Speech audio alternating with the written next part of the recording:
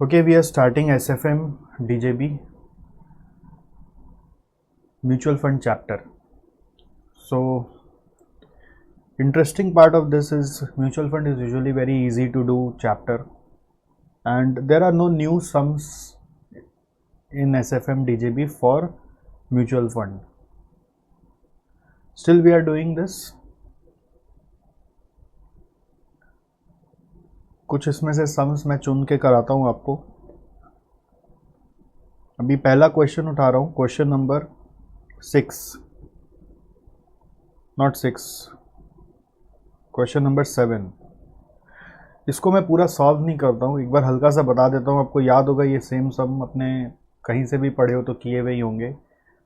Plan A, plan B, plan C है. एक dividend री इन्वेस्टमेंट है, दूसरा बोनस है, तीसरा ग्रोथ प्लान है. तो 3 इन्वेस्टर है, तीनों का आपको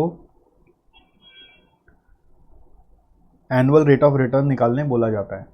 डिविडेंड री इन्वेस्टमेंट प्लान में क्या होता है, जो भी डिविडेंड म्यूचुअल फंड से आ रहा है वो री इन्वेस्ट हो जाएगा जिस दिन आ रहा है उस दिन के नैव के ऊपर, तो यूनिट्स आपका अकॉर्डिंगली बढ़ जाएगा. बोनस प्लान में जिस दिन बोनस डिक्लेयर हो रहा है उस दिन आपका यूनिट्स बढ़ रहा है. और ग्रोथ प्लान में कोई डिविडेंड नहीं, कोई बोनस नहीं, हम लोगों का सिर्फ नैव बढ़ता है. ठीक है, आज आप खरीदोगे तो बस जिस दिन रिडीम होगा उस दिन आपका नैव बहुत हाई रेट पे मिलेगा आपको. इसमें नया चीज़ क्या है कि LTCG को एग्जेम्प्ट किया हुआ है, STCG आपका 10% लगाया हुआ है और STT लगाया हुआ है 0.2% ओनली ऑन सेल. हालांकि STT परचेज सेल दोनों पे हो सकता है, बट अभी सेल पे है और इग्नोर करना है सेस.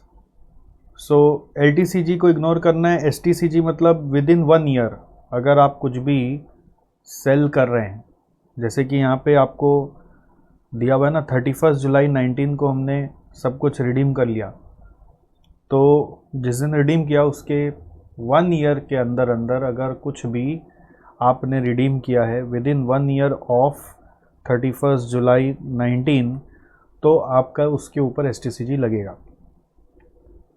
ओके, सो जब इसमें अपने वर्किंग कर रहे हैं तो जैसे मिसेस चारू है, उसने डिविडेंड री इन्वेस्टमेंट प्लान में इन्वेस्ट किया हुआ है, तो इसमें जो भी डिविडेंड इनको मिल रहा है, आप देखिए जितना भी डिविडेंड का पे आउट दिया हुआ है यानी डिविडेंड अमाउंट लिया, उस दिन का नैव के हिसाब से नया यूनिट्स उनका ऐड हो गया. अब सब्सिक्वेंटली जब डिविडेंड लोगे तो लेटेस्ट यूनिट के ऊपर लोगे. बस यही ध्यान रखना है कि नेक्स्ट पीरियड में जब 70% डिविडेंड मिला तो वो 10,651 के ऊपर मिला. आप देखिएगा इसका जो यूनिट बैलेंस है इंटू 10 करके इंटू 70% करोगे तो ये डिविडेंड आएगा अमाउंट, और फिर आपको नैव जो उस दिन का दिया हुआ उसको यूज़ करके नया यूनिट्स निकालना है. और ये सारा नैव वगैरह क्वेश्चन में आपको दिया हुआ है अलग अलग डेट पर, जिस जिस भी दिन डिविडेंड मिला उस दिन का नैव दिया हुआ है, उसको यूज़ करके हम लोग नया यूनिट्स निकालते जा रहे हैं. और एंड ऑफ 31 जुलाई या एंड में जो भी यूनिट्स है वो पहले हम लोग को वर्कआउट करना है. हर प्लान में पहले यूनिट्स वर्कआउट करना है. अब ये यूनिट्स को हम लोग बेचेंगे तो रिडेम्पशन वैल्यू आएगा. किस रेट पे बेचेंगे, जो 31 जुलाई का नैव होगा, 31 जुलाई का नैव जैसे 53.75 है तो 53.75 पे हम इसको सेल कर दे रहे. अब उस पर STT देना है, लेस STT कर दिया, नेट अमाउंट आ गया. अब STCG का बात आ रहा है. STCG जो यूनिट्स आप एक साल ऑफ 31 जुलाई के अंदर में एक्वायर किए थे, जैसे अगर आप देखेंगे तो 31 जुलाई 19 का एक साल के अंदर में यही वाला यूनिट्स आया है. सो ये यूनिट्स के ऊपर आपको STCG टैक्स देना है. तो इसका सेल वैल्यू क्या होगा, सेल वैल्यू होगा जिस दिन बेच रहे हो उस दिन 53.75 था माइनस 0.2%. तो ये देखिए यहाँ पे 53.75 माइनस 0.2% करके ये सेल वैल्यू आया. माइनस परचेज कॉस्ट क्या होगा, परचेज कॉस्ट होगा इसका 48.10 जिस पे ये यूनिट खरीदा था, तो माइनस करके जो गेन आया उस पर 10% आप कैपिटल गेन टैक्स दे दीजिए. बस यही एक नया इफेक्ट था. इसमें सबका हिंट्स वगैरह दिया हुआ है, हम लोग उसको रेफ़र कर सकते हैं. और आपका लेस इन्वेस्टमेंट करके टोटल रिटर्न आ गया और फिर उससे एनुअलाइज रिटर्न आप निकाल दिए.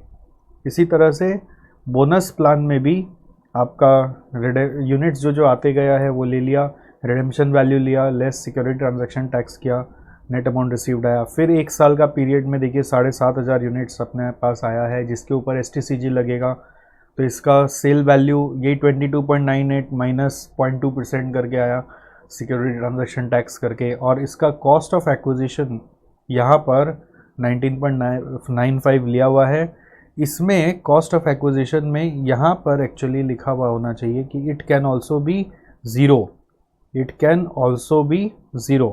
ओके, तो इस बुक में एक जगह यहाँ पे एरर है कि यहाँ पर एक मार्किंग किया हुआ है कि this can also be taken as zero. Actually ये यहाँ पर ज़ीरो नहीं होगा, ये वाला पॉइंट आपका एक्चुअली शिफ्ट हो जाएगा यहाँ पर। सब थोड़ा भूल चूक क्षमा करा करिए, आप अंडरस्टैंडिंग लीजिए, इसीलिए ये सब क्लासेस है कि आपको पूरा क्लियरिटी आ जाए कि एक्चुअली करना क्या है। ठीक है, सो मैं यहाँ पे वापस यहाँ पर एक एरो से लिंक करके सबको दिखा दे रहा हूँ कि ये यहाँ पर 19.95 के जगह बोनस का कॉस्ट कभी कभी ज़ीरो भी लिया जा सकता है, या बोनस का कॉस्ट आप नैव भी ले सकते हो। और सरकार को जब टैक्स देना ही है तो कम ही टैक्स देंगे ना, हम क्यों ज़्यादा टैक्स देंगे, तो हिसाब से हम 19.95 लेंगे। बट अगर ज़ीरो लेना है तो इसको ज़ीरो ले सकते हो आप, ये मत सोचिएगा कि यहाँ पर आप ज़ीरो ले सकते हो। डिविडेंड रीइन्वेस्टमेंट प्लान में कॉस्ट लेना ही है, बट यहाँ पे वो बोनस प्लान में उसका कॉस्ट ऑफ एक्विजिशन ज़ीरो भी माना जा सकता है। ठीक है, सो इससे आपका फिर नेट गेन आ गया, आप उसको आप आराम से अपना एनुअलाइज कर सकते हो। और फिर वापस लास्ट में जब ग्रोथ प्लान है तो उसमें कोई एसटीटी का कोई कॉन्सेप्ट ही नहीं है, क्योंकि और यूनिट्स तो अलोकेट होता नहीं है यहाँ पर।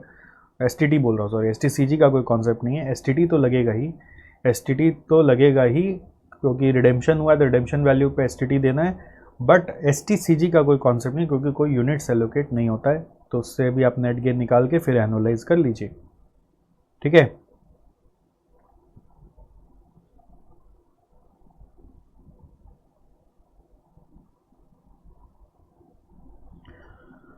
अगर इनकम टैक्स का प्रोविज़न लगाएंगे तो इनकम टैक्स के रूल के हिसाब से no deduction of STT shall be allowed in competition of capital gain, ये आपका इनकम टैक्स का प्रोविज़ो है, तो उसको फॉलो करते हैं। तो आप यहाँ पर ये जो एसटीटी माइनस करके आप अपना सेल वैल्यू ले रहे थे वो इग्नोर भी करके कर सकते हैं। देखिए नॉर्मली एफएम में हम लोग बहुत ज़्यादा इनकम टैक्स नहीं घुसाते हैं, तो इंस्टीट्यूट आपको दोनों तरफ से मार्क्स देने राजी है, वो यहाँ पे नोट में ऑल्टरनेटिवली लिखकर आपको दे दिया है। Got it? ओके, तो ये वाला क्वेश्चन हुआ। नेक्स्ट हम लोग आ रहे 9 नंबर क्वेश्चन में। 9 नंबर क्वेश्चन में हम लोग के पास है डिविडेंड इक्वलाइजेशन। डिविडेंड इक्वलाइजेशन का क्वेश्चन में पहले कॉन्सेप्ट ऑफ डिविडेंड इक्वलाइजेशन क्या होता है ये आपको मालूम होना चाहिए।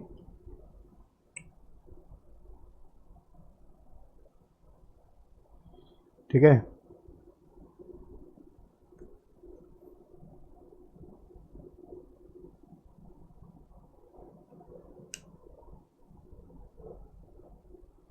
concept of dividend equalization, do you remember this concept? Dividend equalisation का कॉन्सेप्ट,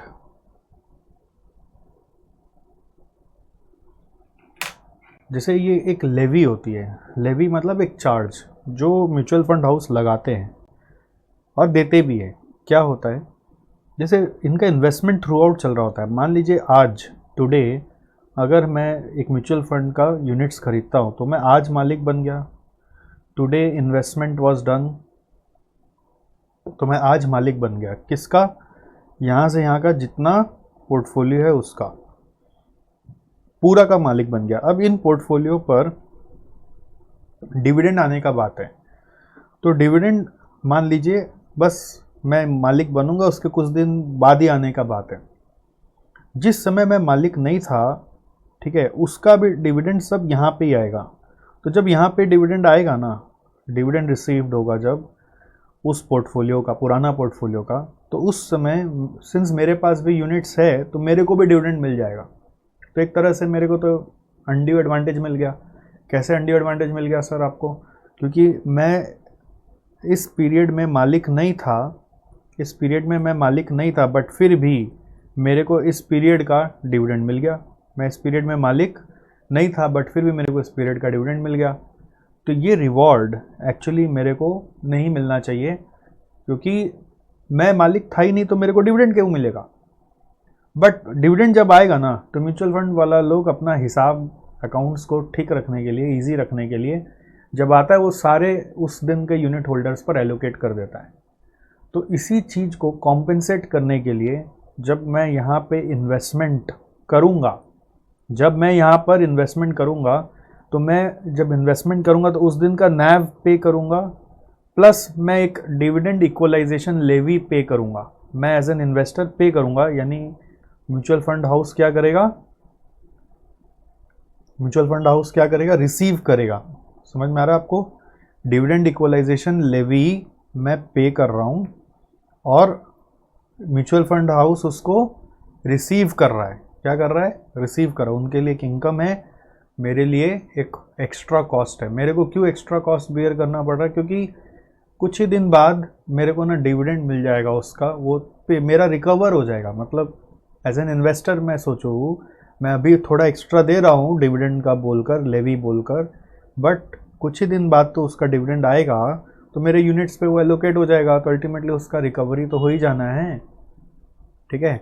इसी तरह से जब मैं कोई इन्वेस्टर के तरह यूनिट्स को बेचूंगा, जब मैं कोई इन्वेस्टर की तरह यूनिट्स को बेचूंगा, तो मेरे जो पोर्टफोलियो का मालिक था मैं, उसका डिविडेंड उस दिन नहीं भी मिल सकता है मेरे को, उस दिन मेरे को डिविडेंड नहीं भी मिल सकता, बट मैं जा रहा हूँ अभी, तो मेरे को मेरा हिस्सा का डिविडेंड लेके जाना चाहिए, बट मेरा डिविडेंड फिर किसी और को मिलेगा, राइट?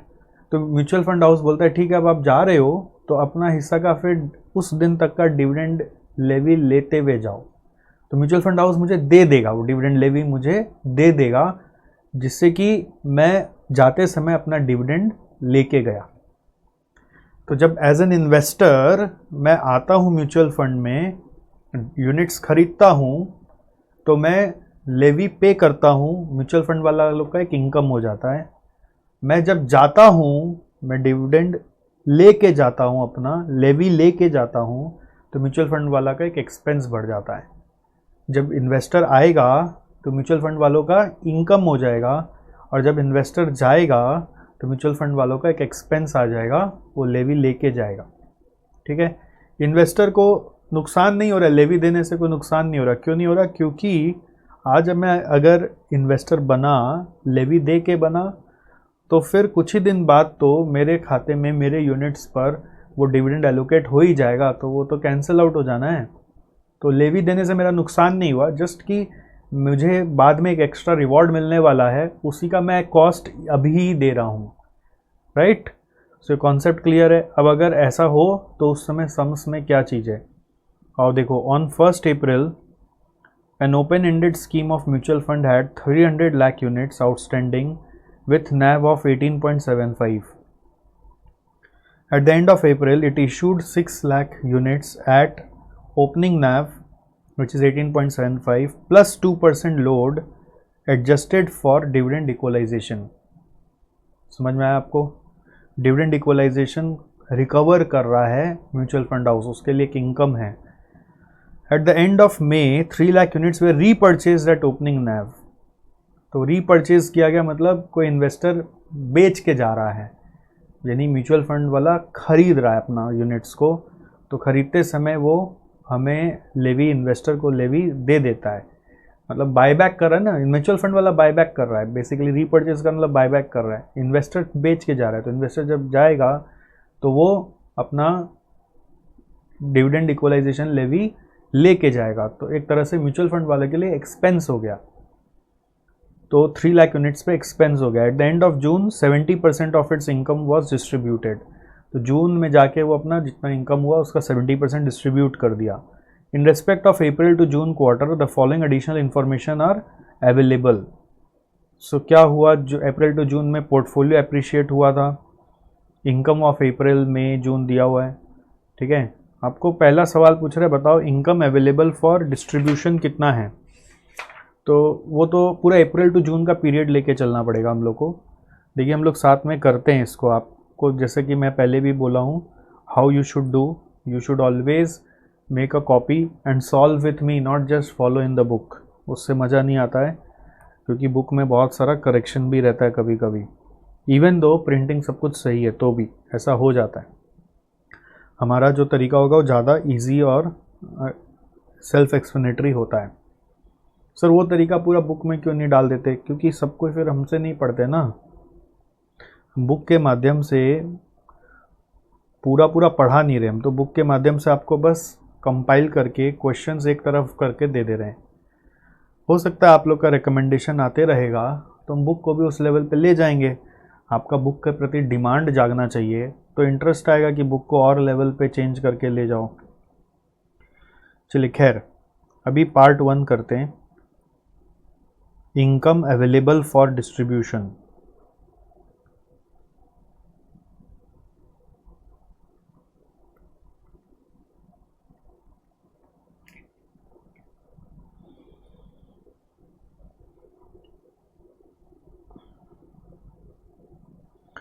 सो पहला केस क्या है, income from April month. April month का इनकम कितना वो बताओ। इनकम पोर्टफोलियो एप्रिसिएशन नहीं, 22.95। इसमें अपने ऐसे भी कर सकते हैं, यूनिट्स, रेट पर यूनिट और अमाउंट। जैसे अप्रैल में मेरे पास 300 यूनिट है, 300 लाख, यहाँ लिखा ना 300 लाख यूनिट है ओपनिंग में, और एंड ऑफ अप्रैल में 6 लाख हमने इशू किया था, तो अभी 300 लाख है, उसका अमाउंट है टोटल 22.95। तो एंड ऑफ अप्रैल में 6 लाख यदि मैंने इशू किया तो अप्रैल का इनकम तो उनको नहीं मिलना चाहिए, राइट? ठीक है, तो नेक्स्ट जो अप्रैल के एंड में मेरे मालिक बने उनसे मैं डिविडेंड इक्वलाइजेशन लेवी कलेक्ट कर लूँगा। Equalisation levy collected. अब पॉइंट आता है, यहाँ पे लिखा है collected should be what, how much? बोल रहा है opening NAV plus 2% load adjusted for dividend equalisation. अब इसमें कुछ बच्चे ये समझ लेते हैं कि levy is 2%। No, levy is not 2%। 2% load is different, that is entry load, exit load. जैसे 2% फिर एग्जिट लोड में लिखा है, वो लोड अलग कॉन्सेप्ट है। Adjusted for dividend equalisation is different. दो तरह का एडजस्टमेंट है यहाँ पे, एक एंट्री लोड का, एक आपका डिविडेंड इक्वलाइजेशन का, फिर वैसे ही जाते समय एग्जिट लोड का, और फिर दूसरा एडजस्टमेंट है डिविडेंड इक्वलाइजेशन का। सो डिविडेंड इक्वलाइजेशन लेवी कितना होगा, वो पहले डिविडेंड अमाउंट पता करना पड़ेगा। वो होगा 22.95 डिवाइडेड बाई 300 करने से आ रहा है 0.0765। इतना इनकम अप्रैल का होता है एक एक यूनिट पे। अब होने वाला क्या है पता है, जैसे ही 6 लाख यूनिट हमने नया इशू किया फॉर एग्जांपल, तो उन 6 लाख यूनिट को भी हमारा ये mutual fund house 0.0765 per unit income दे देगा। म्यूचुअल फंड वाला क्या करता है, जो भी इनकम आता है ना, वो सारा का सारा यूनिट्स पे एलोकेट करता है। तो एक्चुअली ये 0.0765 का जो इनकम है वो तो 300 वाला के लिए है, क्योंकि वही लोग उस समय होल्डर थे। ये 6 लाख वाला तो एंड ऑफ अप्रैल में आया ना, तो 6 लाख जब एंड ऑफ अप्रैल में आया तो उसको क्या चीज़ का इनकम, बट हम लोग इनकम देते हैं और उसी को कॉम्पेंसेट करने के लिए इन्वेस्टर्स से लेवी करते हैं। लेवी करते हैं मतलब एक चार्ज ले लेते हैं। कितना चार्ज लेंगे, जो इनकम हुआ था, नॉट 2%, जो इनकम हुआ था इंटू 6 कर देंगे तो इनकम आ गया 0.459, करेक्ट। सो टोटल यूनिट्स हाथ में हो गया अभी 306 और टोटल इनकम हो गया हाथ में प्लस 22.95 करके 23.409। ओके, नेक्स्ट इसके बाद आ गया इनकम फ्रॉम मे से इनकम आया। कितना इनकम आया देखो, टोटल इनकम हो गया 34.425। तो उस 34.425 को हम एलोकेट करेंगे कितना पर, 306 पर। 34.425 को हम कितना पे एलोकेट करेंगे, 306 पर। 34.425 डिवाइडेड बाई 306 इज 0.1125, ठीक है। तो 306 यूनिट पे मैंने एलोकेट कर दिया, नया कोई और यूनिट नहीं आया मेरे पास। अब मई के बाद नेक्स्ट सिनेरियो क्या है, यहाँ पर at the end of May 3 lakh units वे रीपरचेज्ड, सो लेस रीपरचेज किया तो मैं म्यूचुअल फंड हाउस हूँ, तो मैं अगर रीपरचेज किया तो मैंने लेवी दिया होगा, जानने वाले को बोला होगा अपना हिस्सा का डिविडेंड लेते जाओ। So less dividend equalisation levy paid at, कब पे किया होगा, एंड ऑफ मे में। जाने वाला को बोला देखो मई तक का जो तुम्हारा डिविडेंड होता है वो तुम लेके जाओ 3 लाख यूनिट पर 0.1125 के हिसाब से, रुको नहीं सॉरी नॉट 0.1125, ये तो खाली मई का होता, तो टोटल आपको लेना चाहिए। ये 306 का भी टोटल इनकम कितना हो गया पहले वो पता करते हैं। 23.409 प्लस 34.425 करके आ रहा है 57.834, और फिर डिवाइडेड बाय 306 कर रहे हैं, यस 0.189 आ रहा है। जो मई का तक इन्वेस्टर था वो खाली मई का इनकम थोड़ी लेके जाएगा, वो आपका अप्रैल में दोनों का लेके जाएगा। तो 3 लाख यूनिट जो हम रीपरचेज कर रहे हैं उनको बोला तुम अपना 0.189 लेके जाओ, ठीक है। तो इंटू 3 करने से आ रहा है ये 0.567 ये अपना लेके जाओ भाई साहब। तो हमारे पास क्या बचा, 303 लाख यूनिट बचा, उसका कितना टोटल अमाउंट हो रहा है 57.267, ठीक है। अब लास्ट आ गया income from June. Income from June कितना हुआ देखो, इनकम फ्रॉम जून है 45.45, सो 45.45 आया, करेक्ट। अभी हमको ऐसे पर यूनिट को जानने का उतना ज़रूरत नहीं लग रहा है, अभी टोटल कर लेंगे। 45.45 प्लस 57.267 कर रहे हैं, तो ये कितना आ रहा है 57.267 प्लस 45.45,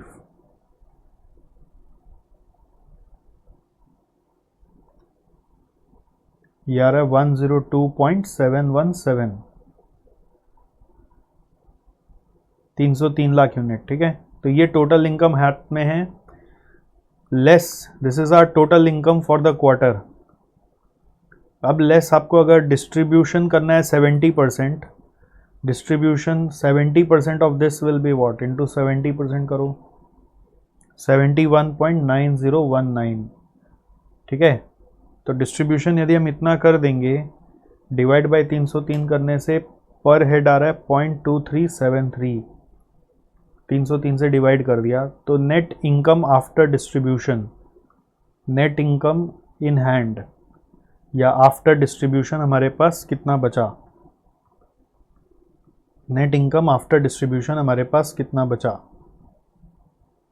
सो ये है 303, इसमें से माइनस करो 102.717 minus 71.9019,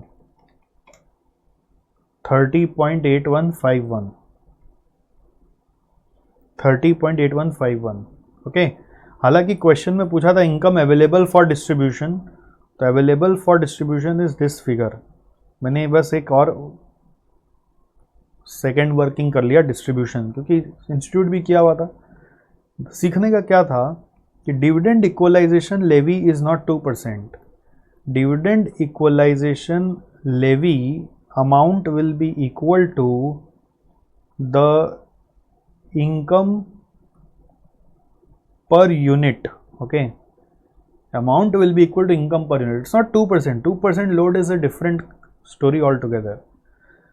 Now next question here is issue price at the end of April। तो यहाँ पर जब हम नया इशू किए थे ना तो उसका इशू प्राइस क्या हुआ ये पूछ रहा है। Now this was just the levy amount, तो what will be the issue price? Part 2 में issue price at the end of April, issue price at the end of April,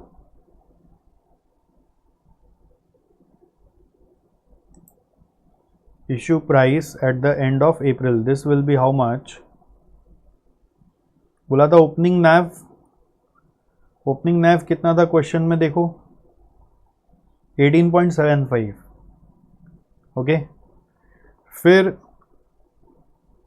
आपका एंट्री लोड ऐड हो जाता है, add entry load, वो 2% of 18.75,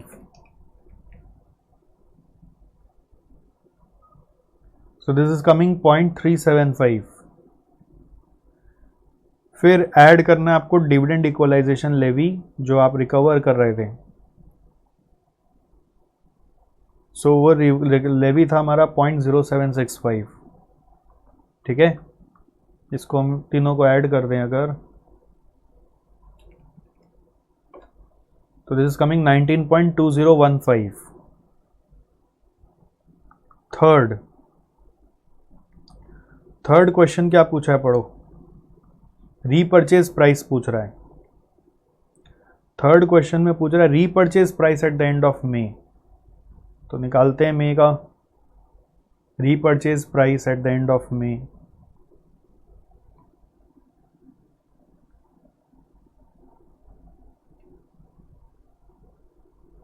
अपने आप करो। रीपर्चेज प्राइस के लिए भी क्या बोला है वो, कि जो ओपनिंग नैव है लेस 2% एग्जिट लोड, तो 2% माइनस करो, एडजस्टेड फॉर डिविडेंड इक्वलाइजेशन, तो वो लेस होगा कि ऐड होगा, वो थोड़ा सोचना है आपको। डिविडेंड इक्वलाइजेशन लेस होगा कि ऐड होगा। रीपर्चेज प्राइस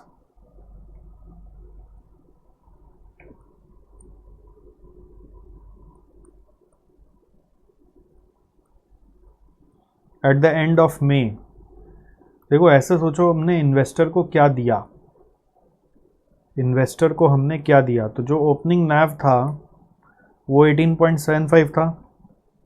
एग्जिट लोड में हम लोग उनका रुपया काट लेते हैं।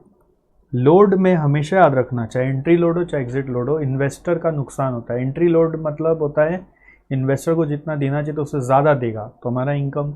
एग्जिट लोड मतलब होता है इन्वेस्टर को जितना मिलना चाहिए था उससे कम मिलेगा, तो हमारा इनकम। सो एग्जिट लोड काट लेते हैं, 2% ऑफ 18.75, वो वही 0.375 आएगा। और डिविडेंड इक्वलाइजेशन लेवी जाते समय उसको दे रहे हैं तो ऐड होगा, लेके जाओ, तो हम दे रहे हैं, लेके जाओ अपना। और वो लेवी कितना था, मे वाला अमाउंट, मे वाला लेवी था 0.189, तो 0.189 हमने बोला आप ले जाओ। नेट करके आ रहा है 18.75 माइनस 2% प्लस 0.189, 18.564। नेक्स्ट क्वेश्चन है नैव निकालो एज ऑन 30 जून। निकाल देंगे। नैव में जो पोर्टफोलियो एप्रिशिएट हुआ प्लस जो income, NAV as on 30 June. So first working इसमें कर रहे, जैसे ओपनिंग नैव क्या था हमारा 300 लाख यूनिट इंटू 18.75 कर रहे हैं, सो टोटल आ रहा है रुपीज़ इन लैक्स। 18.75 इंटू 300 करो 5625। फिर पोर्टफोलियो का एप्रिसिएशन हो गया, पोर्टफोलियो एप्रिसिएशन, उससे कितना रुपया मिला, उससे मिला हमें पोर्टफोलियो एप्रिसिएशन में 425.47, ये वाला फिगर 425.47। फिर ऐड कर रहे हैं हम लोग इशू ऑफ फ्रेश यूनिट्स, फिर हम लोग ऐड कर रहे हैं इशू ऑफ फ्रेश यूनिट्स। नया यूनिट्स हम लोग इशू किया था 19.2015 पे 6 lakh unit, 19.2015 into 6, 19.2015 into 6 is 115.209। Next repurchase कर लिया, या एक और इनकम ऐड कर सकते हो आप, income from April to June, सारा ऐड का एक साथ काम हो जाएगा। अप्रैल टू जून का टोटल इनकम ले लो, तीनों इनकम को ऐड कर लो, ये तीनों को, कितना आ रहा है देखिए, 22.95, 34.425, 45.45, 102.825 आ रहा है, 102.825। अब माइनस का काम करते हैं, विच इज़ रीपर्चेज्ड और यूनिट्स रिड्यूस हुआ, उससे रीपर्चेज यूनिट्स कितना हुआ, 3 लाख यूनिट्स, उसका रेट है 18.564, 18.564 इंटू 3 कितना आता है देखिए, 18.564 इंटू 3 लैक्स, 55.692। और एक कम क्या हुआ, हमने इनकम डिस्ट्रीब्यूट कर दिया, इनकम डिस्ट्रीब्यूटेड वो निकाल दिया था मैंने 70% यहाँ पर, इसीलिए 71.9019। तो 71.9019 को माइनस कर दीजिए, ये यहाँ पे आ जाएगा आपका क्लोजिंग नैव। इसको नेट फिगर निकालिए कितना आ रहा है देखिए, 5625 plus 425.47 plus 115.209, 102.825, 55.692, 71.9019. This is coming 6140.9101. So if we have to find NAV per unit, total units is 303. So divided by 303, 20.2670, 20.2670। Normally mutual fund की दुनिया में ना 4 डेसिमल चलता है, यूनिट्स का कैलकुलेशन में भी डेसिमल चलता है और नैव का कैलकुलेशन में भी 4 डेसिमल चलता है। सो हो गया ये 4 क्वेश्चन। मेन क्या था कि आपको डिविडेंड इक्वलाइजेशन लेवी का फंडा जानना था, and it is not this 2%, this is the amount of dividend और इनकम, ठीक है। और दूसरा, जाते समय में भी ऐड हो रहा है तो आते समय में भी ऐड हो रहा है, उसका लॉजिक कैसे है, देखो जाते समय इन्वेस्टर लेके जा रहा है तो हम लोग दे रहे हैं तो हमारा आउटफ्लो हो रहा है, इसलिए नैव में जोड़ के दे दिया, और आते समय हम लोग ले रहे हैं तो जोड़ के ले लिया। एंट्री लोड ऐड होता है, एग्जिट लोड माइनस होता है, ये सब ध्यान रखना है। और जो लेवी कलेक्ट किया वो इनकम में ऐड होगा, क्योंकि वो इनकम का ही एक सब्सटीट्यूट है, बट एंट्री लोड और एग्जिट लोड आपका बैलेंस शीट आइटम है, वो नैव में ऐड होता है।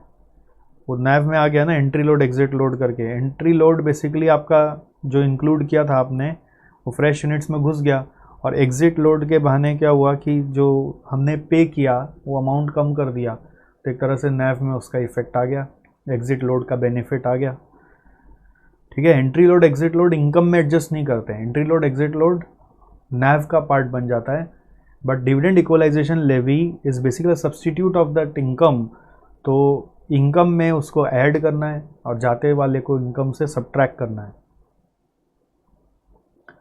चलिए, गुड, फेयर इनफ। तो भाई आपने सीख लिया ये वाला क्वेश्चन।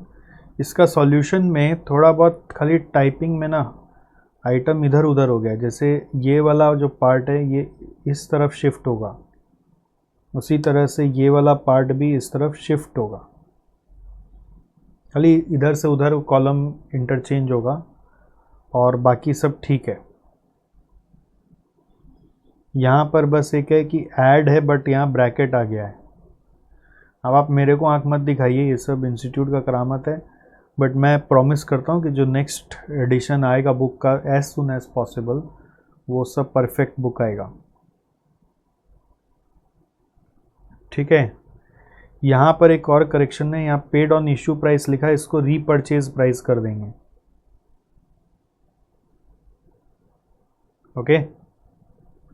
पेड ऑन रीपर्चेज ऐसे बस याद रहेगा तो भी होगा, पर प्राइस का भी जरूरत नहीं। Paid on repurchase, don't need price.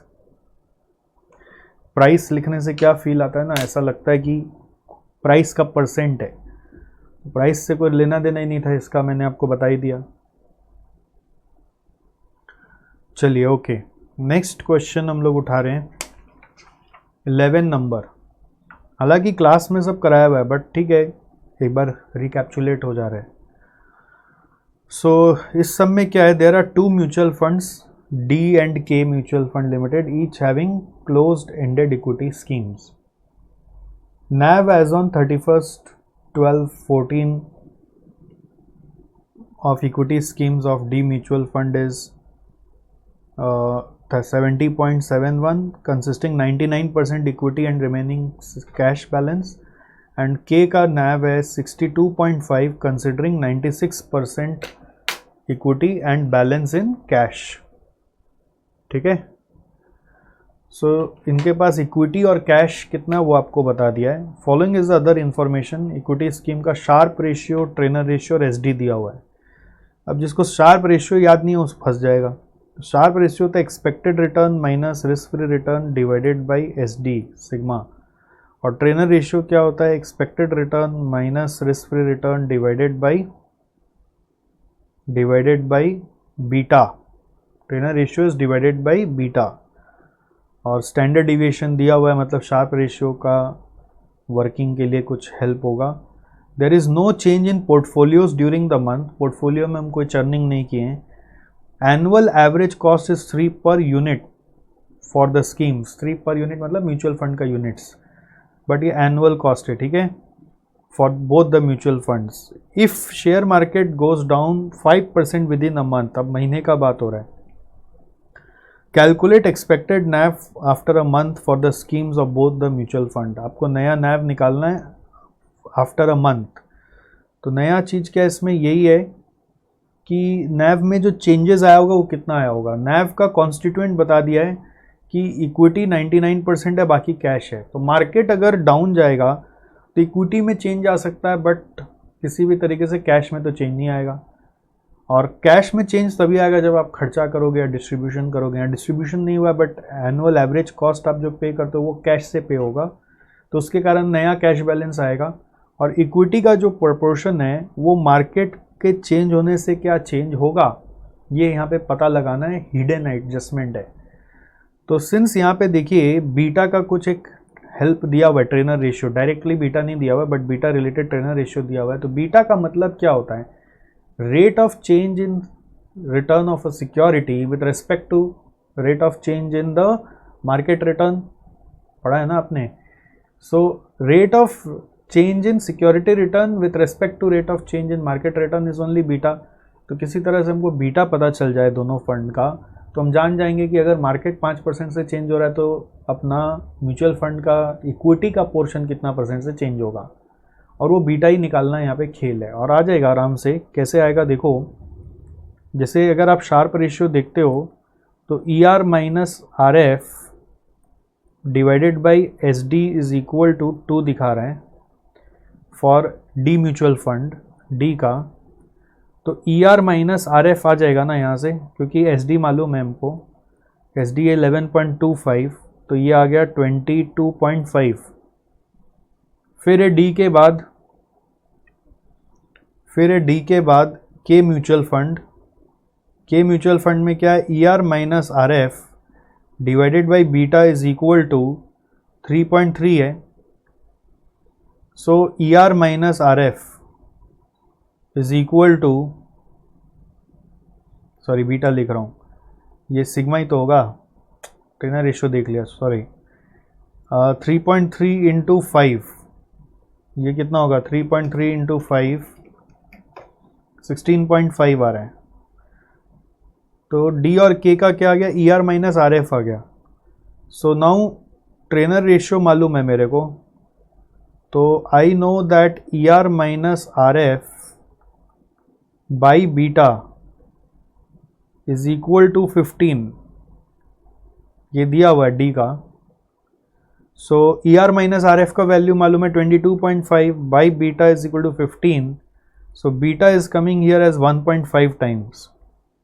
Similarly, ER minus RF by beta is equal to, यहाँ पर है 15 वापस से, और ये 16.5 divided by beta is equal to 15. So beta is equal to 16.5 by 15, 1.1. That means if market changes by 1%, beta 1.5 is indicating that its equity value will change by 1.5%, and similarly if market changes by 1%, equity value here will change by 1.1%. so अब आपको अपना NAV मालूम है दोनों fund का। जैसे मैं D का पकड़ूं 70.71 मालूम है, तो उसमें 99% इक्विटी है और 1% कैश है, तो आप उसको ब्रेक कर लो। यहाँ पे किया हुआ है 70.71 का 99% 70 होता है और 1% 0.71 होता है, ठीक है। तो ये 99% हो गया, ये 1% हो गया। उसी तरह से आपका यहाँ पर ये 96% कर लिया और यहाँ पे 4% कर लिया। ये आपका करंट सिनेरियो है। अब जब बीटा मालूम है तो इक्विटी वैल्यू चेंज होगा और कैश एलिमेंट तभी चेंज होगा यदि उससे डिस्ट्रीब्यूट किया या खर्चा किया। तो खर्चा तो आपको बताया यहाँ पे 3 रुपया पर यूनिट, बट सरप्राइज़ क्या किया, 3 रुपया पर यूनिट एनुअल कॉस्ट है। तो इसमें आपका पर मंथ कॉस्ट क्या होगा, वो डिवाइड बाई आपको 12 कर लेना है। 3 डिवाइड बाई 12 25 पैसा आ रहा है, 0.25 पर यूनिट पर मंथ। तो ये जो कॉस्ट लगा वो कैश से माइनस कर दो और इक्विटी वैल्यू नया निकाल दो as per the beta effect. तो क्वेश्चन ने बोला कि मार्केट तो 5% से नीचे चला गया, तो जिस डायरेक्शन में मार्केट जाता है उसी डायरेक्शन में अपना इक्विटी जाएगा। सो यहाँ पे 5 इंटू 1.5 7.5% से रिवाइज करेंगे। जैसे क्लोजिंग नैव क्या होगा, क्लोजिंग नैव क्या होगा डी का और के का। तो नया इक्विटी 70 रुपीज़ है, उसको 7.5% से डाउन करना है। 70 माइनस 7.5% ऑफ 70, 7.5 कहाँ से आया, 1.5 इसका बीटा है, 5% मार्केट नीचे गया। ओके, उसी तरह से के में क्या होगा,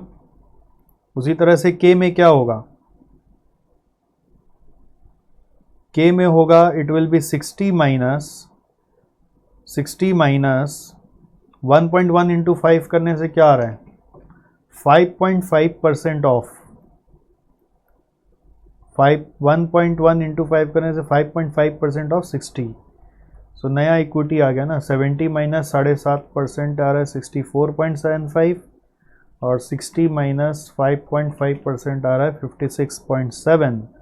और उसके बाद नया कैश 0.71 माइनस 0.25 25 पैसा एक्सपेंस का माइनस कर दो। सो 0.71 माइनस 0.25 इज 0.46 एंड इधर है आपका cash portion 2.5 minus 0.25 is equal to 2.25। तो नेट कर लेंगे हम लोग का, क्लोजिंग में आ जाएगा, इधर आ रहा है 65.21 और इधर आ रहा है 58.95।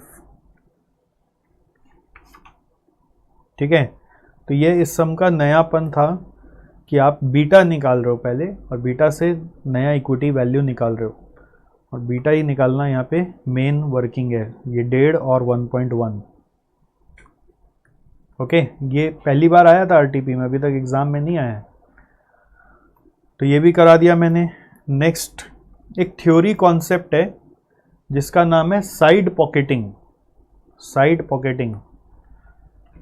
साइड पॉकेटिंग एक कॉन्सेप्ट क्या, एक बार समझ लो। ये सब अभी जो फियास्को हुआ था ना, IL&FS पूरा सरेंडर हो गया, बैंकरप्ट हो गया, तो क्या था, IL&FS एक तरह का फाइनेंशियल इंस्टीट्यूशन था जो अपना रुपया उठा रखा था मार्केट से बाय सेलिंग देयर डिवेंचर्स और बॉन्ड्स। ठीक है, नाउ IL&FS सरेंडर हो गया, तो जिन्होंने इनका डिवेंचर और बॉन्ड खरीदा था उनको पूरा नुकसान हो गया। मेजर इन्वेस्टर्स IL&FS में बैंक्स और म्यूचुअल फंड्स थे। IL&FS का बॉन्ड्स में कौन इन्वेस्ट कर रखा था, बॉन्ड्स डिवेंचर्स में बैंक्स और म्यूचुअल फंड वाले, म्यूचुअल फंड हाउसेस। अब म्यूचुअल फंड के एंगल से सोचो, अगर एक म्यूचुअल फंड ने अपना रुपया IL&FS में लगाया था और वो रुपया डूब गया, तो अल्टीमेटली हुआ क्या, वो रुपया किसका डूबा, म्यूचुअल फंड का रुपया डूब गया बोलने से तो नहीं होगा। म्यूचुअल फंड का मालिक कौन है, ओनर कौन है, एक्चुअली यूनिट होल्डर्स है। Unit holders are the real beneficiaries of mutual fund. तो यूनिट होल्डर्स का रुपया डूब गया, तो ऐसे केसेस में क्या होगा, नैव बहुत ज़्यादा गिर जाएगा। अब अगर उस समय अगर कोई इन्वेस्टर को म्यूचुअल फंड से अपना रुपया विड्रॉ करना है तो उसको तो पूरा मिट्टी का भाव मिलेगा, मतलब उसको लगेगा कि मेरा तो गया और पूरा म्यूचुअल फंड वाला फिर मेरे को डुबा दिया। म्यूचुअल फंड है कि चिट फंड है पता नहीं, but mutual fund chit fund जैसा कॉन्सेप्ट नहीं है, ये तो पूरा रेगुलेटेड है, ठीक है। तो इसलिए एक कॉन्सेप्ट बना साइड पॉकेटिंग, यूएस में तो बहुत ही पॉपुलर है। साइड पॉकेटिंग में क्या होता है, म्यूचुअल फंड वाले अपना जो इन्वेस्टमेंट है उसको दो पार्ट में तोड़ देते हैं, एक लिक्विड इन्वेस्टमेंट और दूसरा इलिक्विड इन्वेस्टमेंट। जैसे होता है ना आईएलएफएस का जो रुपया आना था फॉर एग्जांपल, वो रुपया एक होता है कि डाउटफुल है और एक होता है कि आएगा ही नहीं, ओके। जब कोई कंपनी ने अपने आप को बैंकरप्ट डिक्लेयर कर दिया तो सब कोई क्या सोचते हैं, म्यूचुअल फंड वाले सोचे कि राइट ऑफ कर दो, छोड़ो। बट आईएलएफएस का रुपया भी राइट ऑफ नहीं होना चाहिए। मान लो वो डाउटफुल है, क्यों? क्योंकि गवर्नमेंट उसको भी सुपरसीड किया है, धीरे धीरे धीरे उसको रिवाइव करके पे ऑफ करेगा। तो why to write off? Mutual fund वाले ये सोचते हैं कि एक बार राइट ऑफ कर दो, फिर जब आएगा, फिर जब वापस आएगा कभी रिकवर करके तो हम लोग उसको इनकम बना लेंगे, अभी राइट ऑफ कर दो। बट पॉइंट है कि म्यूचुअल फंड में सोचो जिस समय राइट ऑफ हुआ उसमें मैं मालिक था, ठीक है, और जब वो राइट ऑफ का रुपया रिकवर हो रहा है आईएलएफएस से तब मैं मालिक नहीं हूँ, ये तो गड़बड़ चीज़ हो गया। मेरा हिस्सा का जो इनकम है वो फिर किसी और को मिलेगा। मतलब मैंने एक म्यूचुअल फंड में इन्वेस्ट किया हुआ था, वहाँ पे मेरा रुपया से उन्होंने आईएलएफएस को रुपया दे दिया, आईएलएफएस हाथ ऊंचा कर दिया तो म्यूचुअल फंड वाला बोलता है मैं राइट ऑफ कर दूंगा, तो नैव का मार पड़ गया मेरे को। फिर मैं भी फ्रस्ट्रेट होकर वो म्यूचुअल फंड से सारा रुपया निकाल लिया। अब कुछ समय के बाद गवर्नमेंट का कुछ ऐसा रूल्स बना कि आईएलएफएस अपना रुपया इसको दे रहा है, तो वो रुपया जब दे रहा है तो वो इनकम मेरे पास आएगा क्या? नहीं आएगा, क्योंकि मैं तो मालिक था हुई नहीं, अब मैं तो बेच के निकल गया। तो वो मालिकाना का जो रुपया है वो किसी और के खाते में चला जाएगा ना, ऐसा हो सकता है ना। तो एक तरह से इस चीज़ को कंट्रोल करने के लिए, ठीक है, एक तरह से इस चीज़ को कंट्रोल करने के लिए, इस प्रोसेस को कंट्रोल करने के लिए कहीं बेनिफिशियरी को धक्का ना लगे ज़्यादा। दूसरा कभी ऐसा भी होता है ना, देखो एक और प्रोसेस सोचो, मैं म्यूचुअल फंड हूँ, मैंने आईएलएफएस में इन्वेस्ट किया हुआ है, खबर आ रही है कि वो आईएलएफएस डूब रहा है, और ये भी म्यूचुअल फंड वाला अपना पोर्टफोलियो को तो ट्रांसपेरेंट रखता है, तो उसमें लिखा हुआ ही है कि आईएलएफएस को इतना रुपया दिया हुआ है, ठीक है। अब खबर आ रही है आईएलएफएस डूब रहा है, और खबर आ रही है डूब रहा है मतलब वो रुपया तो रिकवर नहीं हो रहा म्यूचुअल फंड के पास। अब ये म्यूचुअल फंड का जो इन्वेस्टर है, वो इन्वेस्टर खबर में ही फटाफट चाहता क्या है, मैं अपना रुपया निकाल लूँ, इससे पहले कि पूरा श्योर सर्टेन न्यूज़ आए, उससे पहले मैं रुपया अपना विड्रॉ कर लें, ऐसा हर इन्वेस्टर सोचता है। तो अब वो तुरंत अपना यूनिट बेचना शुरू करेगा, तो म्यूचुअल फंड वाला कैश कहाँ से लाएगा? कैश वो आईएलएफएस का सिक्योरिटी बेच के लाएगा कि अदर देन आईएलएफएस जो सिक्योरिटी है वहाँ से लाएगा? अदर देन आईएलएफएस ही ला पाएगा, क्योंकि आईएलएफएस से तो कुछ रुपये आने का नहीं है उनके पास। तो हर समय एक म्यूचुअल फंड के पास लिक्विड इन्वेस्टमेंट होता है और एक इलिक्विड इन्वेस्टमेंट होता है। अब कुछ इलिक्विड इन्वेस्टमेंट सक्सेसफुल होते हैं, कुछ इलिक्विड इन्वेस्टमेंट डाउटफुल हो जाते हैं। बट लिक्विड इन्वेस्टमेंट म्यूचुअल वाला क्यों रखता है? बिकॉज कभी भी कोई इन्वेस्टर आएगा, रिडीम करना है, तो कहाँ से रुपया लाएंगे हम? मेरे पास कैश उतना हाथ में नहीं भी हो सकता है। तो अब सारे हमारे बेनिफिशियरीज आ गए, बोलते हैं कि हम तो सुने आपका पोर्टफोलियो में आईएलएफएस है और आईएलएफएस डाउटफुल हो रहा है, हमारा रुपया दीजिए। तो म्यूचुअल फंड वाला कहाँ से रुपया निकालेगा? लिक्विड इन्वेस्टमेंट से रुपया निकालेगा, करेक्ट। तो एक म्यूचुअल फंड के पास लिक्विड इन्वेस्टमेंट होता है, इलिक्विड इन्वेस्टमेंट होता है। अब इलिक्विड इन्वेस्टमेंट डाउटफुल जब हो जाता है, ऐसा खबर जब आ जाता है, तो लिक्विड इन्वेस्टमेंट पे चाप पड़ जाता है। लिक्विड इन्वेस्टमेंट जिसमें रिटर्न आने वाला है, उसका विड्रॉल अगर ज़्यादा होने लग जाएगा तो म्यूचुअल फंड का ओवरऑल रेट ऑफ रिटर्न ही गड़बड़ा जाएगा। तो जो इन्वेस्टर उस समय रिडीम नहीं करने आए उनको और ज़्यादा नुकसान हो जाएगा। सबको प्रोटेक्ट करना है ना, तो प्रोटेक्शन के लिए कॉन्सेप्ट है साइड पॉकेटिंग। साइड पॉकेटिंग में हम क्या करेंगे, म्यूचुअल फंड वाले अपना टोटल एसेट्स को दो पार्ट में तोड़ देंगे, लिक्विड इलिक्विड, ठीक है।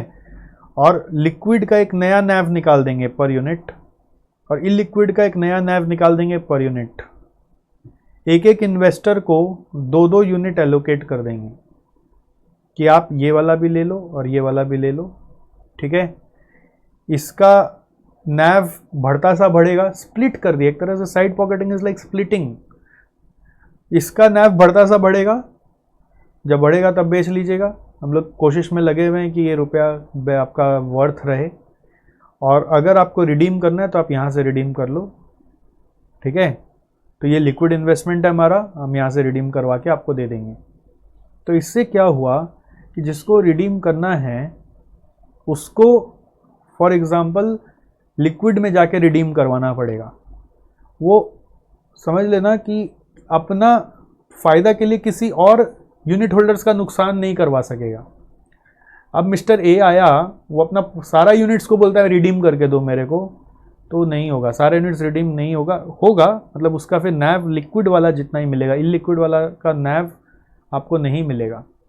इलिक्विड का नैव नेगेटिव जैसा ही जा रहा है, आपको जो इसका नया नैव है इतना का ही आपको इसी के हिसाब से वैल्यू मिलेगा, ठीक है। आई होप आपको पूरा प्रोसेस समझ में आया। मैंने बीच में बहुत सारी कहानियाँ बता दी, मैं एक बार फिर से क्लैरिफाई कर देना चाहता हूँ, पूरा ध्यान से सुन लीजिए कि एक म्यूचुअल फंड है, ठीक है। एक बार और फिर से सुन लो, एक म्यूचुअल फंड है, वो किसका रुपया लेके रखता है आपको पता है? यूनिट होल्डर्स, जिसको हम लोग बुलाते हैं बेनिफिशियरीज होते हैं, unit holders, okay. Share holders नहीं बोलते, unit holders, units holders. Now mutual fund अपना रुपया को कहाँ डालता है? इन्वेस्टमेंट करता है। यही मैं बोलना चाह रहा हूँ, सोचो इन्वेस्टमेंट 2 पार्ट में कर दो, एक लिक्विड इन्वेस्टमेंट, एक इलिक्विड इन्वेस्टमेंट। नॉर्मली ये सब कंबाइंड होता है, ठीक है। लिक्विड लिक्विड मिला के एक ही पोर्टफोलियो होता है। लिक्विड मतलब जिसका जब चाहे रिडीम कर सकते हैं, इलिक्विड मतलब वो लॉकड इन में रहता है, उसका रिवॉर्ड धीरे धीरे आता है। मानो खबर मिला कि इलिक्विड सब इसका बैंकरप्ट हो रहा है, जिसको ये इन्वेस्ट करके दिया था इलिक्विड में म्यूचुअल फंड वाला, वो सब लोग बैंकरप्ट हो रहे हैं। इलिक्विड इन्वेस्टमेंट बेसिकली अगेन क्या होगा, किसी न किसी कंपनी में जा रहा है ना, किसी कंपनी में जा रहा है। लिक्विड है मतलब ये कोई गवर्नमेंट सिक्योरिटीज़ में जा रहा होगा। ये सब तो फ्लो आपको पता ही, लिक्विड क्या होता है। अब ये कंपनी जिसमें हम इन्वेस्ट किया था इलिक्विड, वो बैंकरप्ट हो रहा है, ऐसा खबर आ रहा है। बेनिफिशियरीज पढ़े लिखे हैं, उनको पता है कि इसका पोर्टफोलियो कैसा है म्यूचुअल फंड का, तो उसका पोर्टफोलियो में इस कंपनी का नाम था जिसमें वो लिक्विड इन्वेस्टमेंट कर रखा है, ठीक है। सो जैसी खबर आने लगता है ना, कुछ बेनिफिशियरीज बहुत स्मार्ट होते हैं, वो खबर पे इतना नज़र रखते हैं कि वो जैसी खबर आने लगा अपना म्यूचुअल फंड का सारा यूनिट बेच दिया। अब सारा यूनिट बेच दिया तो पैसा तो आएगा कहाँ से? लिक्विड से, ठीक है। लिक्विड से पैसा आया, कैश लिक्विड से ही बेच के जनरेट करेंगे, वो लिक्विड तो जाम हुआ है। बट उस समय का जो नैव है, वो नैव अभी मान लीजिए हमने तो कंबाइंड नैव बनाया हुआ है ना, दोनों का नैव मिला के अभी तो कंबाइंड नैव चल रहा है, अभी कंबाइंड नैव चल रहा है। तो कंबाइंड नैव के हिसाब से हम यूनिट होल्डर को रिडीम करके दे दिया। अब कुछ यूनिट होल्डर्स को ये खबर पता ही नहीं था, या उस खबर पता था उसका इम्पैक्ट नहीं पता था, तो वो बैठे रह गए। तो क्या हुआ? जो यूनिट होल्डर्स बैठे रह गए उनका क्या हुआ? अचानक से क्या हुआ कि म्यूचुअल फंड मैनेजर्स को रियलाइज़ हुआ कि ये लिक्विड वाला अब आने का नहीं है, इसको राइट ऑफ करो। इसको राइट ऑफ करो मतलब क्या हुआ? नैव कम हो जाएगा, कंबाइंड नैव एकदम घट के जीरो हो जाएगा। कंबाइंड नैव एकदम कट के जीरो हो जाएगा। अभी तक राइट ऑफ नहीं किया था, अभी तक खबर ही था, श्योरिटी नहीं हुआ था। तो जो इमीडिएटली मेरे बेनिफिशियरीज अभी विड्रॉ कर लिए थे खबर पे, वो लोग बोलते हैं ना नुकसान से बच गए। कैसे बच गए? क्योंकि वो कंबाइंड नैव पे अपना रुपया उठा के ले गए। तो कंबाइंड नैव पे रुपया उठा के ले गए। नैव एक्चुअली क्या होता है ना, एक तरह का, मेरे नज़र में NAV is an unrealised value. Portfolio appreciation के हिसाब से वो एक वैल्यू है, मतलब पोर्टफोलियो का मार्केट वैल्यू के हिसाब से एक वैल्यू है, रियलाइज्ड वैल्यू के हिसाब से नैव नहीं आता। जब हम एक्चुअली सेल करने जाते हैं तो हो सकता है ना कि जितना का वैल्यू दिख रहा है उतना वाला वैल्यू पे मेरा सेल नहीं हुआ, कैश कन्वर्ट नहीं हुआ। एक रियल वर्ल्ड का कहानी है। मेरा घड़ी मान लीजिए इसका प्राइस टैग है 10,000 रुपया फॉर एग्जांपल, तो आज ये 10,000 का प्राइस टैग का घड़ी है, तो 10,000 के बेस पे इसका नैव निकल जाएगा। बट जब मैं बेचने जा रहा हूँ तो 10,000 नहीं मिल रहा है, क्योंकि ये सेकेंड हैंड घड़ी है, इसका 2,000 रुपये कोई दे रहा है। करेक्ट। तो पुराना इन्वेस्टर वो पुराना वैल्यू के हिसाब से अपना रुपया उठा के ले गया, पुराना बेनिफिशियरी जो खबर में रिडीम कर लिया। जो बेनिफिशियरी बेचारा बैठा रह गया, उसका जब नया नैव निकाला गया आफ्टर राइटिंग ऑफ तो उसका नैव घट से बहुत ज़्यादा गिर गया, तो उसको तो बहुत लंबा नुकसान हो जाएगा ना। करेक्ट। तो इसी चीज़ को रोकने के लिए म्यूचुअल फंड वाले क्या करते हैं पता है, अपना जो इन्वेस्टमेंट है उसको दो पार्ट में तोड़ते हैं, लिक्विड और illiquid. Liquid divided by existing unit से लिक्विड का नैव निकालते हैं, और illiquid divided by existing unit से इलिक्विड का नैव निकालते हैं। और इन्वेस्टर्स का जो यूनिट्स है उसको दो दो यूनिट में कन्वर्ट कर देते हैं कि ये आपका लिक्विड यूनिट्स है, ये आपका इलिक्विड यूनिट्स है। रिडीम कराना है तो लिक्विड को रिडीम कराना, इलिक्विड का लॉकड इन रहेगा।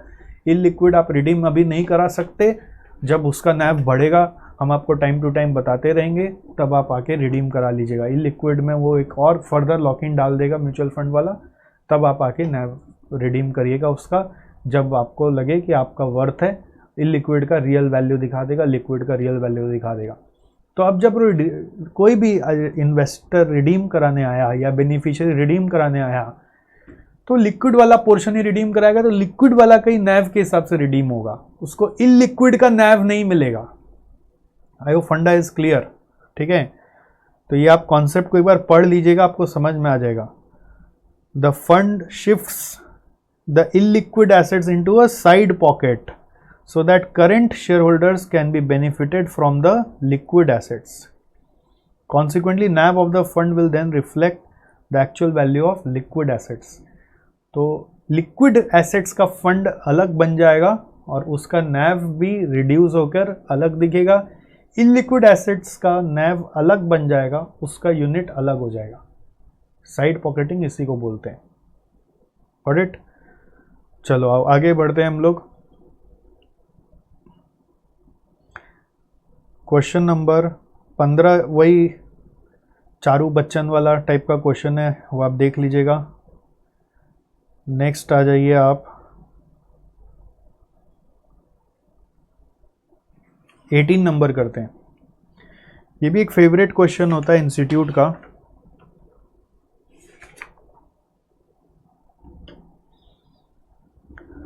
क्लास में भी किया हुआ है। 18 नंबर, 3 नैव निकालना है। ओके तो 1/7/2016 को mister x invested ₹50,000 at initial offer in mutual funds at a face value of ₹10 each per unit. तो 50,000 अगर 10 रुपया करके इन्वेस्ट किया तो नंबर ऑफ यूनिट्स ऑन 1/7/16 कितना हुआ? 50,000 बाई 10, ये होगा 5,000। Number 2, on 31/3/17 a dividend was paid at the rate 10% and annualized yield was 120%। देखो 31 मार्च 17 कितना मंथ्स हुआ? जुलाई से मार्च, अप्रैल में जून हट गया तो 9 महीना हुआ। तो आफ्टर 9 मंथ्स क्या हुआ? Annualised yield is 120%। सो इसका मतलब रिटर्न फ्रॉम 9 मंथ्स कितना हुआ? Return of 9 months 120 into 9/12 is equal to 90% return आया। ठीक है, मतलब 50,000 रुपया ग्रो करके चला गया होगा। 50,000 प्लस 90% करे तो 95,000 बन गया। अब डिविडेंड दिया गया अगर 10%, तो उस डिविडेंड को लिया गया कि री इन्वेस्ट किया गया है, ऐसा अभी तक क्वेश्चन में कहीं लिखा नहीं है। फिर आगे पढ़ते हैं, बोलते हैं फिर क्या हुआ? 31 मार्च 18, एक साल बाद 20% डिविडेंड और कैपिटल गेन मिला था 0.6 के हिसाब से। Mister x redeemed all his units. कितना यूनिट्स? देखो यूनिट्स बढ़ा लिया ये 6271.98। आपको पता है कि नंबर ऑफ यूनिट्स हमने एक साथ 16 को खरीदा था सिर्फ 5,000, तो ये बढ़ा कैसे? तो ज़रूर यहाँ पे री इन्वेस्टमेंट हो रहा है डिविडेंड का।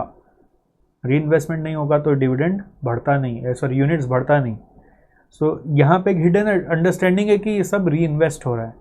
सो जो भी डिविडेंड अमाउंट है, डिविडेंड अमाउंट कितना मिला होगा आपको, मैं वापस 31 मार्च 17 को ही आ रहा हूँ। डिविडेंड अमाउंट ऑन 31 मार्च 17 वो बोल रहा है 10%, तो 10% ऑफ जो फेस वैल्यू है वो फेस वैल्यू 50,000, तो ये हो गया 5,000। और ये हमने क्या किया, री इन्वेस्ट कर दिया। री इन्वेस्ट किया होगा तभी वो यूनिट्स बढ़ा है। तो यूनिट्स कितना मिला होगा, यूनिट्स ऑन री इन्वेस्टमेंट ऑफ डिविडेंड ऑन 31 मार्च 17, तो उसके लिए मेरे को उस दिन का नैव जानना पड़ेगा, is equal to 5,000 divided by उस दिन का जो नैव होगा, नैव पर यूनिट।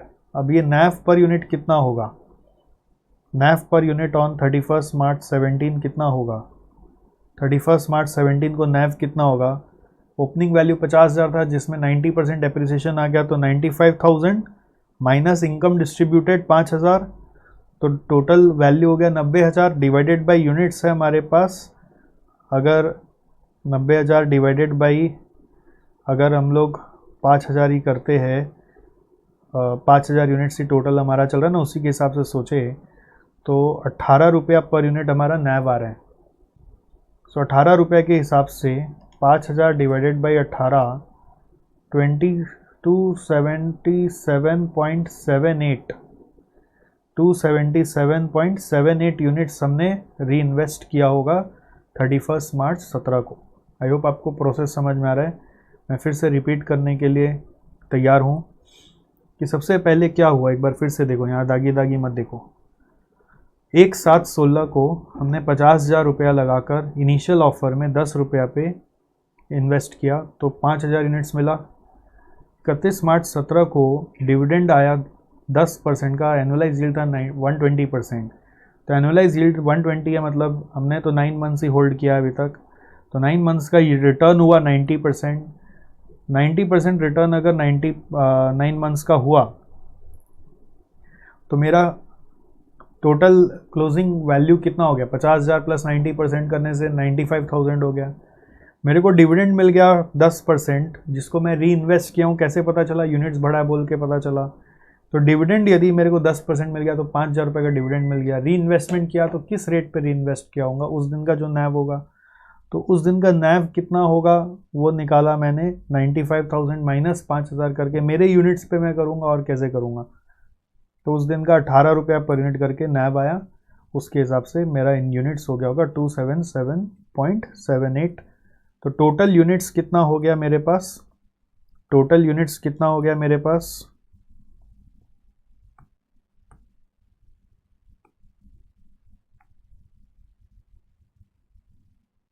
टोटल यूनिट्स हो गया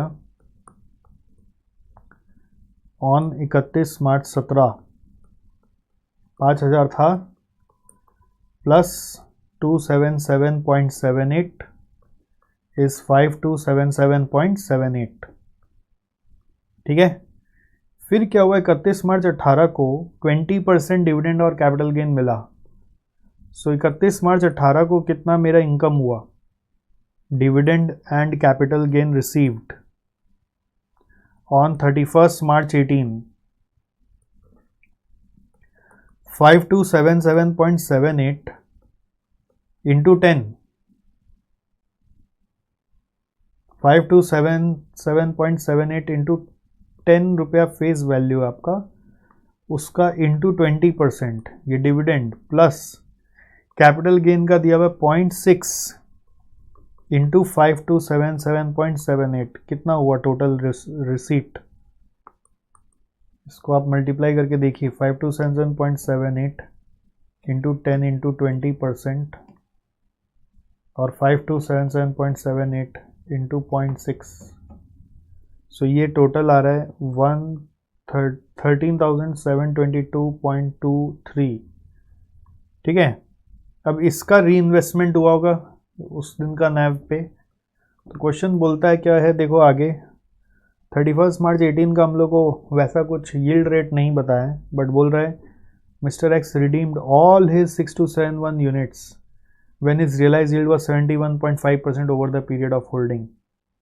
So next उसने सारा रिडीम कर लिया, कितना यूनिट्स, इतना यूनिट्स, तो इसका मतलब 5 to 7.78 यूनिट्स बढ़कर हो गया था 6 to 71.98 आफ्टर दैट री इन्वेस्टमेंट। उसके बाद, इसके बाद तो और कुछ री इन्वेस्टमेंट नहीं है ना, उसके बाद और कोई डिविडेंड नहीं है, ये लास्ट डिविडेंड और कैपिटल गेन है। सो मैं ये बोलना चाह रहा हूँ कि 5 to 77.78 तो पहले से है, प्लस 13,722.23 से कुछ यूनिट्स खरीदा गया। किस रेट पर? जो उस दिन का नैव होगा, नैव ऑन 31 मार्च 18 पर कुछ यूनिट्स खरीदा गया। दोनों मिलाकर कितना हो गया? 6 to, दोनों मिलाकर कितना हो गया? 6271.98। दोनों मिलाकर कितना हो गया? 6271.98। Got it? सो 5 to 77.78 ये नैव हम लोग वर्कआउट कर सकते हैं आराम से, इसको एक बार x मान लो। So 13,722.23 divided by x is equal to 6271.98। तो 6271.98 माइनस किया 5 to 77.78, so x is equal to 13,722.23 divided by 994.2,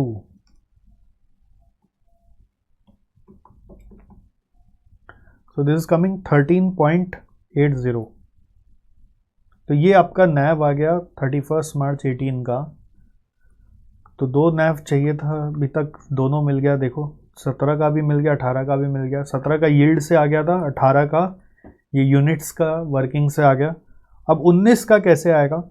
बोल रहे हैं लास्ट में आपने सारा यूनिट्स रिडीम कर लिया, जिससे आपका टोटल रिटर्न आया था annualised yield 71.5% over the period of holding. So अगर आप लास्ट में रिडीम करें 71.5% over the period of holding, तो अब मुझे ये जानना है, देखो लास्ट वाला रिटर्न कैसे आता है। मेरे को निकालना है सेल वैल्यू।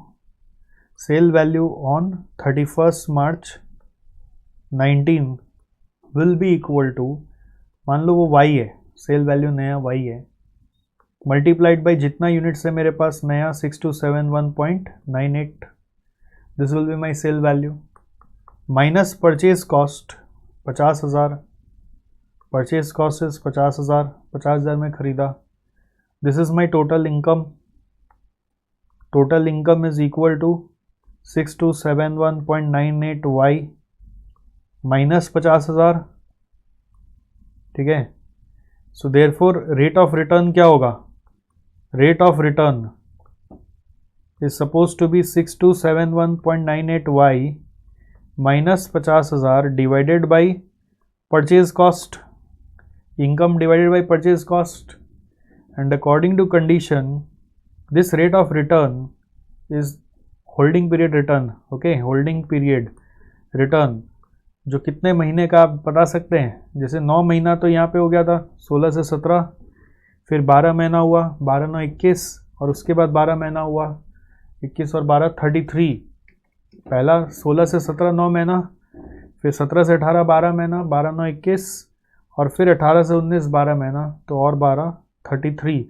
तो ये 33 मंथ्स का रेट ऑफ रिटर्न है, जिसको एनुअलाइज करके क्वेश्चन ने बोला है कि 71.5% एनुअलाइज यील्ड है over the period of holding. So 33 months में अगर ये है तो इसी को इक्वेट करना है 71.5% इंटू 33/12। 33 मंथ्स का क्या होगा? इंटू 33/12 करके is equal to this equation is there. So now you can solve this to find out the value of y.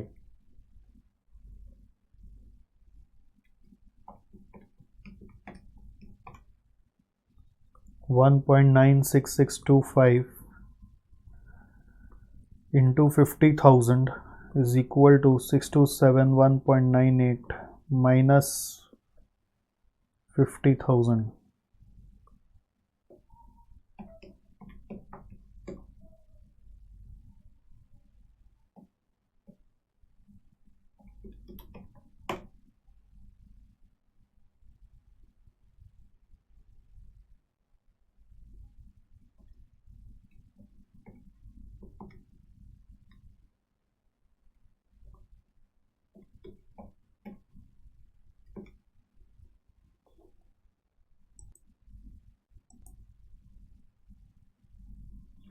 If you solve this, this is coming 23.65 approx. This is equal to your NAV as on 31st March 19.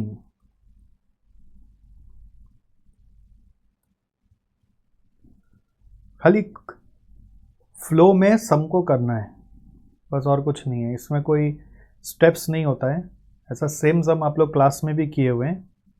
What you have to do is just solve the entire sum on the basis of the flow.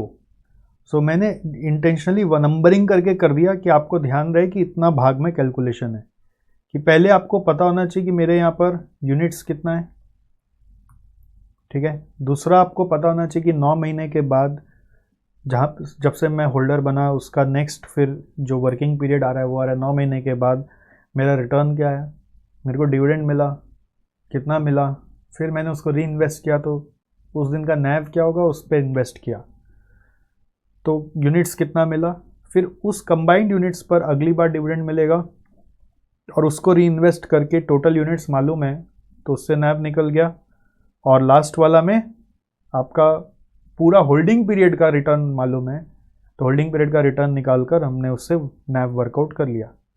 सो 3 नैव आपको answer में comment करना था, वो 23.65, दूसरा वाला नैव है 13.8 और तीसरा वाला नैव है यहाँ पे आया था 18, ठीक है। सजा देंगे आंसर में, सॉल्यूशन यहाँ पे भी किया हुआ है वो भी परफेक्ट है, उसमें कोई दो वर्किंग नहीं है, सब कुछ परफेक्ट है। बट वो नंबरिंग नहीं किया हुआ, मैंने नंबरिंग कर दिया ना तो समझने में थोड़ा आसान हो गया, थोड़ा बहुत यहाँ पे डायरेक्ट जंप मारा हुआ है वो आप देख लेंगे समझ में आ जाएगा, ओके। और इसके साथ ये आखिरी पड़ाव है, इसमें बहुत ही सिंपल कैलकुलेशन है, कुछ भी सिखाने का नहीं है, सेम सम बहुत बार आपका किया हुआ है, ठीक है। इसमें खाली एक छोटा सा टाइपो है, ये 1.5 एक्चुअली यहाँ पे आएगा और ये 1.2 एक्चुअली यहाँ पर आएगा,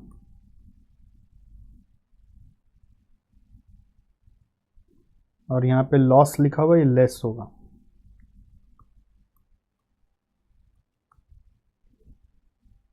बाकी सब ठीक है।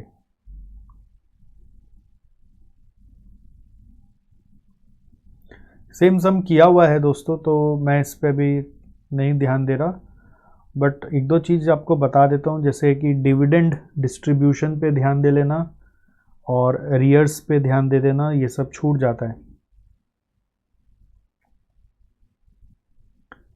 ठीक है। कैपिटल गेन डिस्ट्रीब्यूटेड पे ध्यान दे देना और यहाँ पर लॉस ऑन डिस्पोजल पे ध्यान दे देना, ये सब छोटा छोटा इफेक्ट होता है जिसमें हम लोग मिस्टेक करते हैं, और आप इस चीज़ को ध्यान दे लेना जब आप सम कर रहे हो।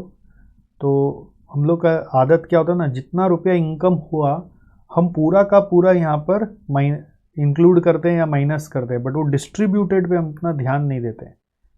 डिस्ट्रीब्यूटेड अमाउंट आपको माइनस करना है, 80% जो डिस्ट्रीब्यूट कर रहा है, इनकम कैलकुलेट करके फिर उसका 80%, ठीक है।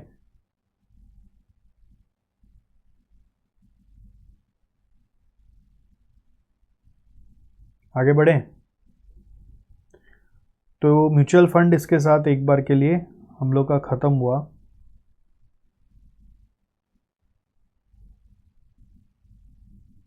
मेरे तरफ से, आपके तरफ से नहीं, आप प्रैक्टिस करिए, इस सम को भी एक बार कर लीजिए, इजी क्वेश्चन है, आराम से हो जाएगा। हालांकि चैप्टर में मेरे को इतना समय देना ही नहीं था क्योंकि इसमें कोई भी नया क्वेश्चन नहीं है, मैं फिर भी रिवाइज करा दिया, कुछ ट्रिक एरियाज आपको बता दिया। चलिए, थैंक यू।